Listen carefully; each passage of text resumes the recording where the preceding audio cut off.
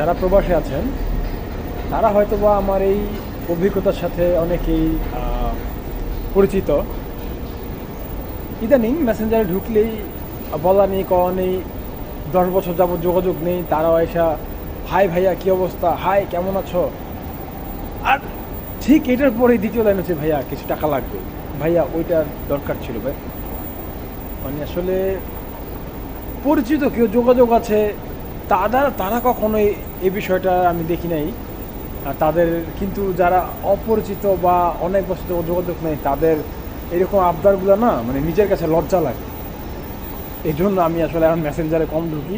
যাদের প্রয়োজন আমাকে তারা হোয়াটসঅ্যাপে খুঁজে নেয়। আর যখন আমার দরকার হয় আপন কেউ মেসেজ মানে দেখার জন্য, তাহলে আমি 2-4-5 দিন পরে ফেসবুক লাইটের মধ্যে আমি আমার মেসেজগুলো দেখি, এই আর কি। এই হচ্ছে আমার মেসেঞ্জারে আপাতত স্কিপ করার কাহিনী। সবাই ভালো থাকবেন। আসসালামু আলাইকুম।